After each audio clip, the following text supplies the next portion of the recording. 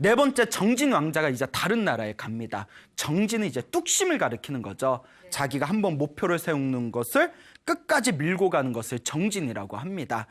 이 정진 왕자가 이렇게 다른 나라에서 나는 어떤 모습을 보여줘서 내가 이 정진이야말로 가장 으뜸인 것을 증명할 것인가 고민을 하면서 이제 다른 나라에서 이렇게 주유를 하고 있었을 때 때마치 어느 강가를 지나가고 있었답니다. 그 강가에 물이 굉장히 세차게 내려오는 경류가 있었다고 합니다. 폭포처럼 물이 막 쏟아지는 그런 경류가 있었는데 거기에 굉장히 아주 세상에서 귀한 향나무가, 큰 향나무가 이렇게 떠내려오고 있더랍니다.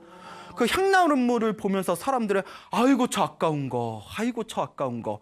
왜냐하면 옛날에 인도에서는 그 향 같은 걸 굉장히 중요하게 여겼거든요. 그래서 좋은 향을 제조할 수 있는 향나무를 아주 으뜸 가는 보물로 여겼습니다. 근데 사람들이 아까운 걸 발을 동동거리면서도 그 폭포에 그 휘말리는 물들이 무서워가지고 사람들이 들어가질 못했을 때 누가 들어갔을까요? 그렇죠. 그 네 번째, 정진 왕자가 그 안에 뛰어듭니다. 그리고 놀라운 정신력과 뚝심으로 그 폭포수 떨어지는 물을 맞아가면서 그 나무를 낑낑대고 결국은 그 나무를 가지고 다시 땅으로 이제 나오게 됩니다. 사람들이 박수를 치면서 야, 저 체력도 체력이지만 저 정신력이 정말 대단하구나 하면서 다들 이제 칭찬을 했겠죠. 근데 때마침 그 나라의 왕이 굉장히 향을 좋아했다고 합니다. 근데 그 왕이 때마침 구하던 그 향의 향나무를 그 정진 왕자가 물속에서 가져온 겁니다. 그래서 왕이 그 소식을 듣고 정진 왕자를 불러서 내가 어렸을 때부터 향을 좋아했는데 온갖 향을 다 구비했지만 그 향나무가 너무 귀해서 내가 지금까지 소유를 하지 못했다. 내가 부르는 대로 값을 쳐줄 테니까 그 향나무를 나에게 팔아다오. 그래서 정진 왕자가 황금 수백 냥을 받고 그 향나무를 이제 왕에게 팔고 고향으로 돌아오게 됩니다. 그리고 이 정진제일이 봐라, 나의 뚝심과 나의 정신력으로 이와 같이 황금 수백 냥을 가져오지 않았느냐.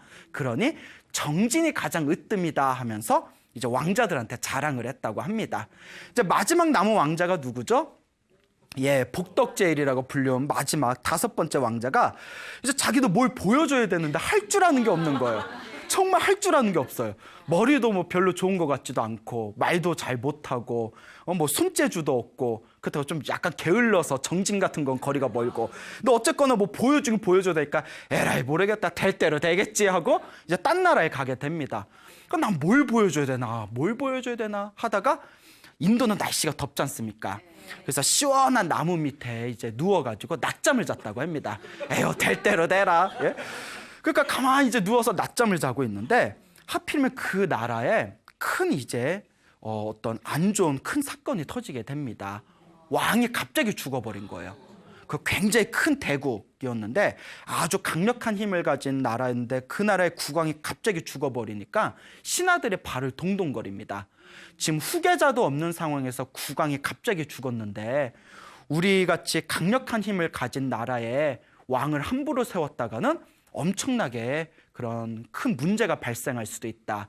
그러니까 우리 신하들이 지혜를 모아서 훌륭하신 분을 왕으로 모시자 하고는 이제 전국으로 신하들이 이제 그 서로가 이제 말을 맞춘 뒤에 새로운 왕을 구하기 위해서 서로 길을 떠나게 됩니다.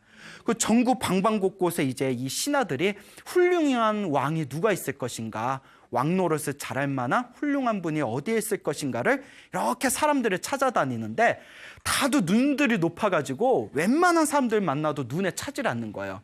저 사람은 뭐가 뛰어난데 왕이 되기는 뭐가 부족하다. 저 사람은 뭐가 괜찮은데 왕이 되기는 뭐가 부족하다. 이런 식으로 이제 시간이 흐르고 있었을 때 어느 신하가 이제 아주 더운 날에 이제 길을 걷고 있다가 너무나 이제 목이 마르고 힘이 드니까 나도 어디 시원한 나무 그늘 아래에서 좀 쉬어야 되겠다라는 마음을 이제 일으키게 됩니다. 어디서 쉴까 하다가 저기 아름드리 나무에 그냥 그늘이 시원해 보이는 그런 나무를 발견하게 되죠. 그래서 갔더니 거기에 웬 젊은이가 누워서 잠을 자고 있는 거예요. 그래서 아이고 그 시원한 데서 어떻게 자리 잡고 잠을 자네. 나도 옆에서 좀 쉬어야 되겠다고 이렇게 가다가 발을 딱 멈칫해 버립니다. 뭐가 이상한 거예요, 느낌이. 저 서삼의 나무 밑에서, 그늘 밑에서 잠을 자고 있는데 뭐가 자꾸 이상해요. 뭐가 이상하지? 뭐가 이상하지? 뭔가 이상한 느낌이 들어서 뭘까 하고 보다가 그 자리에서 깜짝 놀래버립니다. 무엇인고 하니, 보통 나무에 그늘이 생기면 해가 이렇게 움직이면서 나무 그늘이 바뀌지 않습니까? 그렇죠. 그런데 그 나무는, 그 밑에서 자고 있는 젊은이 그 그늘은, 다른 나무는 해 방향에 따라서 그늘이 다 바뀌었는데 그 나무의 그늘은 바뀐다, 안 바뀐다? 바뀌질 않고 그 젊은이 위에 그늘이 그대로 있다는 거예요.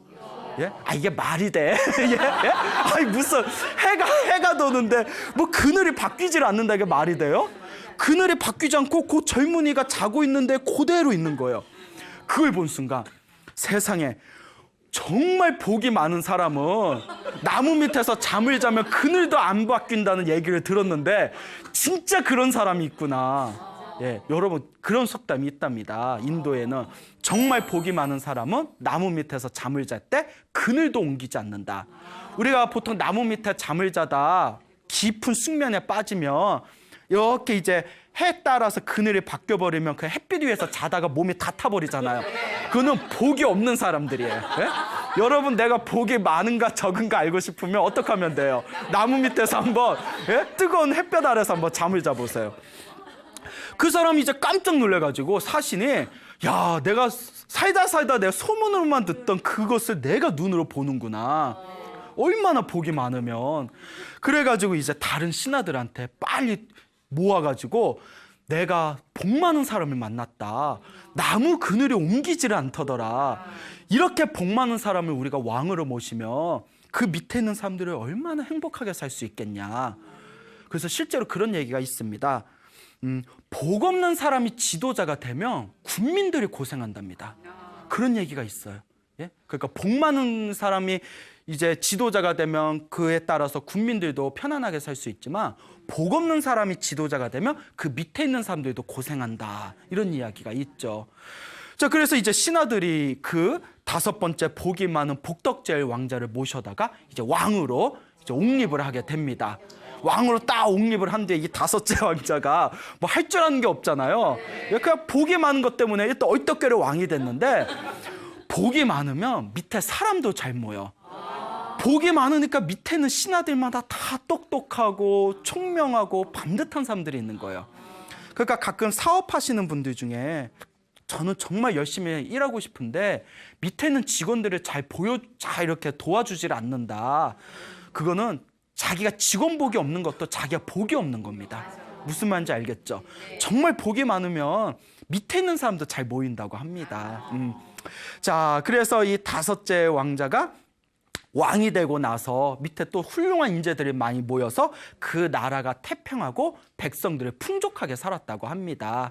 그리고 나머지 첫째에서 넷째까지의 왕자들, 자기 형제들을 다 불러서 각자 능력과 재주에 맞게 이렇게 벼슬을 내리고, 나머지의 그 왕자와 형제들이 막 박수를 치고 웃으면서, 역시 모든 능력 중에 뭐가 최고구나? 복덕이 최고구나라고 서로 인정했다라는 이런 재미난 이야기가 불경에 나오고 있습니다. 결국 부처님께서 말씀하시고자 했던 이 내용의 교훈이 뭘까요? 뭐니 해도 뭐가 최고다? 복이 최고라는 거예요. 복 많은 사람이 최고다. 그래서 부처님을 세상에서 가장 복이 많은 분이라고 합니다. 왜? 복이 많아야 중생들을 제도할 수가 있거든요. 내가 복이 없으면 중생도 제도할 수가 없는 겁니다. 그러면 그 복은 결국 누가 짓는 걸까요? 그렇죠. 자기 자신이 짓는 거죠. 내가 짓는 겁니다. 여러분들도 살아가시면서 안 좋은 일이 생길 때마다 남을 탓하지 마시고, 아이고, 내가 뭐가 없구나. 내가 복이 없구나. 내가 전생에 지어놓은 복이 없으니까 이렇게 고생하는구나 라고 스스로의 마음을 돌리시고, 지금부터라도 열심히 복과 선업과 공덕을 지어보시길 바랍니다.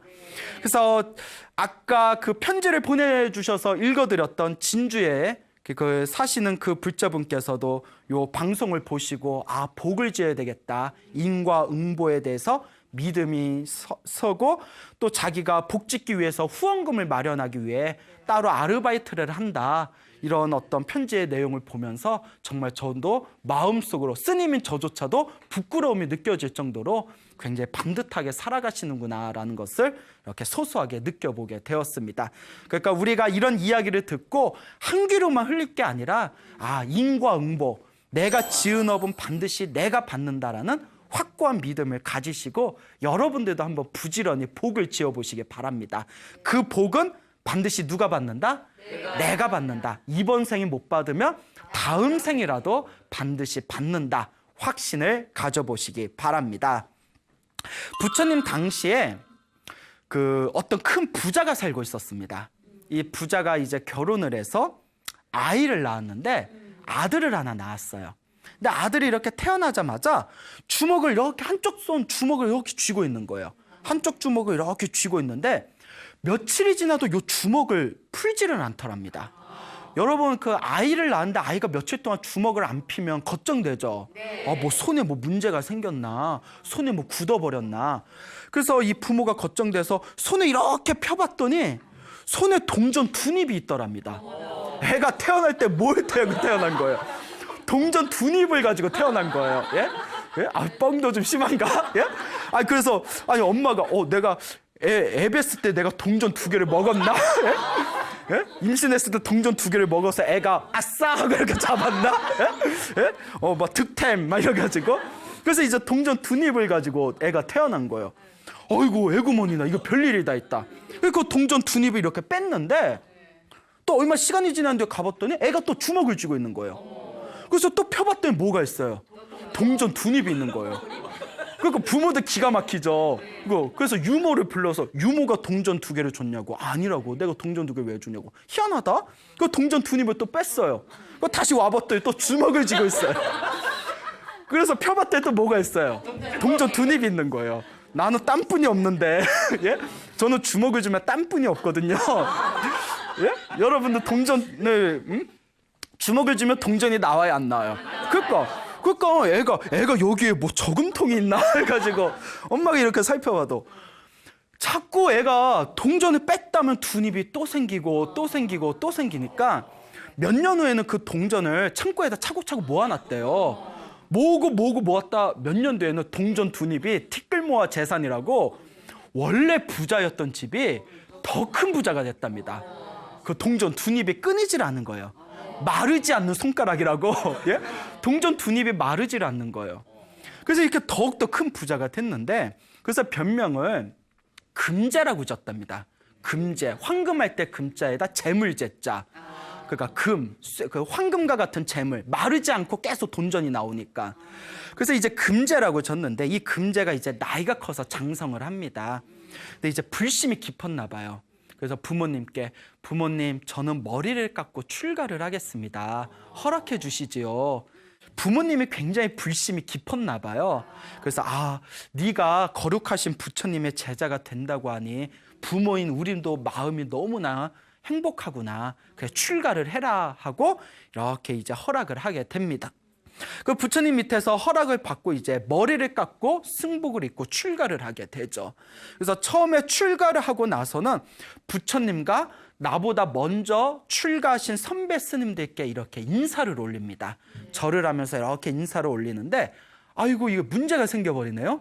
스님한테 이렇게 인사를 하고 땅바닥에 손바닥을 대고 이렇게 절을 올리고 난 뒤에 일어날 때마다 손바닥을 댔던 그 자리에 뭐가 있어요? 동전 2닙이 나타나는 거예요. 예? 그 스님들도 이거 뭐지? 예? 절만 하면 동전 2개가 있으니까 그 옆에 있는 스님한테 또 절을 하고 땅바닥에 손을 짚고 일어나 보면 또 뭐가 있는 거예요? 동전 2닙이 있는 거예요.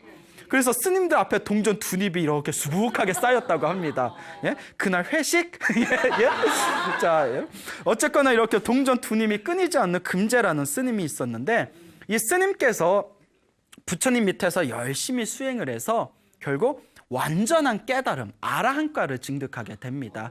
모든 번뇌와 욕망이 사라진 위대한 성자가 되시게 되죠. 그때 부처님의 시자였던 아난 스님께서 부처님께 하루는 질문을 던집니다. 스님, 금제 스님 말입니다. 이러면서 여러분도 궁금하시죠? 그 동전 2닙이 어디서 떨어지는지. 항상 주먹을 쥐고 피면 동전 2닙이 나오는데 도대체 전생에 어떤 어변이 있었기에 전생에 어떤 업으로 인해 저렇게 항상 주먹을 쥐고 저게 손을 피며 동전 두 입이 항상 나타나는 겁니까? 그 어떤 인연입니까? 라고 부처님께 질문을 던집니다. 그 부처님께서 참으로 좋은 질문이다. 이것은 자기가 지은 업은 자기가 받는 인과의 업보이다. 그러니 너희들은 자세히 들어라 라고 말씀을 해주시면서 이 금제 스님의 정생담을 이야기해 주십니다. 머나먼 과거 전생에 석가모니 부처님이 세상에 출현하시기 훨씬 이전에 또 다른 부처님 시대에 비바시불이라는 부처님이 계셨다고 합니다. 지금의 석가모니 부처님보다 훨씬 선배시죠.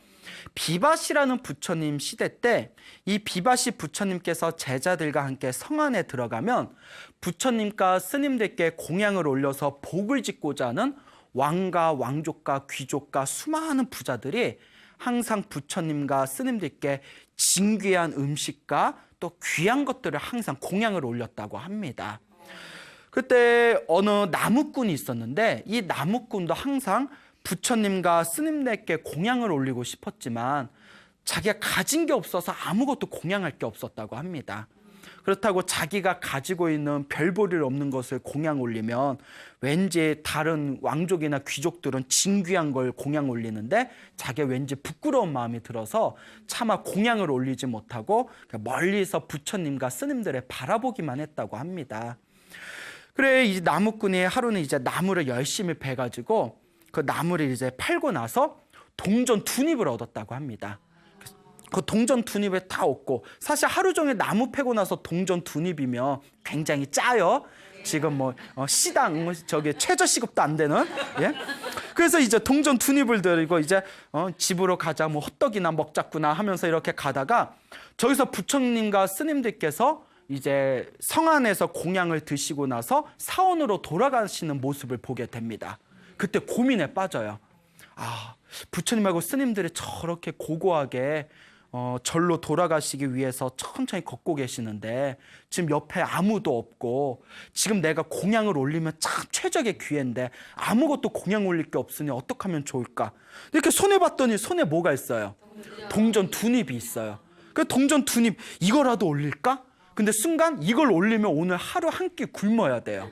예? 그렇잖아요. 하루 종일 나무를 베가지고 동전 두 입을 얻어서 오늘 하루 한 끼를 해결해야 되는데 순간 사람이 약한 마음이 드는 거예요.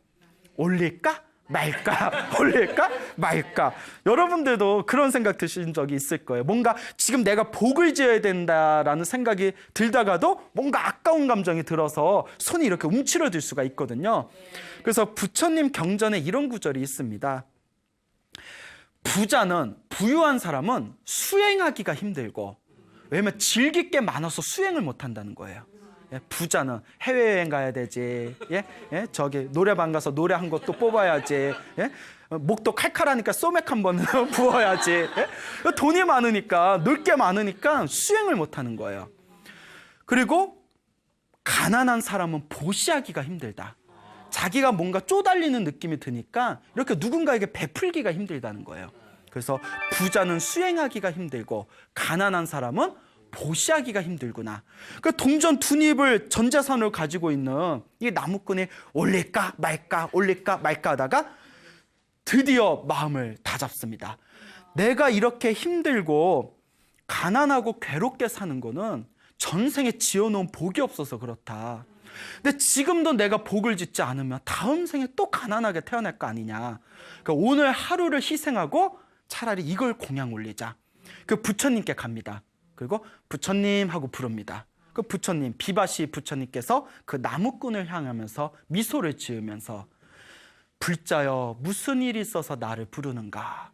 그때 이제 떨리는 심정으로 나무꾼이 동전 두 입을 다 올립니다. 부처님 앞에서 무릎을 꿇고 제가 가진 게 이 동전 두 입뿐이 없는데 너무나 적은 거라서 너무나 보잘것이 없어서 왕족과 귀족의 대우를 받는 부처님과 스님들께 이걸 올리는 것조차 너무 부끄럽습니다. 하지만 제가 정성으로 올리니 이걸 받아주실 수 있겠습니까? 부처님께서 미소를 지으시면서 정성으로 올린 공양물은 콩 한쪽도 부처님은 소홀하게 여기지 않는다. 이 정성스러운 동정 두닙의 공양으로 그대는 세세생생 부유하게 살 것이다. 이 모든 게 그대의 업이다 하면서 그 동전 두닙을 받으면서 미소를 보여주십니다. 이 나무꾼이 그때 엄청난 감동을 느끼게 되고 이때의 공덕으로 인해서 세세생생 태어날 때마다 아무리 돈을 쓰고 돈을 써도 줄어들지 않는 재복을 얻게 되었다고 합니다. 부럽죠? 네. 복을 지으시기 바랍니다. 이와 같이 하늘 세계와 인간 세계에서 엄청난 복을 누렸던 이 나무꾼이 결국 석가모니 부처님 시대 때 동전 두닙을 가진 금제라는 아이로 태어나게 되고 결국 부처님의 제자가 돼서 깨달음까지 성취하게 되었다라는 이야기가 전해지고 있습니다. 저는 이런 생각을 해봅니다. 물론 부처님이 거짓말할 리는 없으니까 동전 두닙을 정말 가지고 태어난 것일 수도 있지만 또 다른 상징적인 의미에서 보면 흔히 그런 얘기 있지 않습니까? 그 재복이 많은 아이는 태어날 때 뭐 손금 손에 돈을 쥐고 태어난다라는 우리가 그런 비유법을 쓰지 않습니까? 아마 동전 두닙을 가지고 태어나고 동전 두닙을 써도 줄지 않았다는 것은 그만큼 전생에 지은 큰 공덕, 큰 재복을 가지고 태어난 아이다라는 그런 비유적이고 상징적인 표현이 아니겠느냐, 우리가 이렇게도 해석을 해볼 수 있을 것 같습니다. 중요한 것은 자기 복은 누가 받는다? 자기가 받는 겁니다. 여러분 살아가시면서 때때로 행복한 일이 생긴다면 여러분들이 지은 선업입니다. 살아가면서 답답하고 일이 잘 안 풀린다면 역시 내가 지은 전생의 악업의 결과일 뿐입니다. 그러니 우리에게 중요한 것은 지금 이 순간 내가 어떻게 더 복을 짓고 선업을 짓고 공덕을 지을 것인지 진지하게 고민을 하면서 실천을 하는 불제자의 자세를 가져야 된다라고 여러분들에게 말씀드리고 싶습니다. 여러분 행복해지고 싶습니까? 네. 행복한 삶을 창조하고 싶습니까? 네. 복을 지으십시오. 선업을 지으십시오. 공덕을 쌓으십시오. 복과 선업과 공덕의 힘이 여러분들 진정한 행복의 길로 이끌어 줄 것입니다. 자, 오늘 여기서 마치겠습니다. 소중한 나. 행복.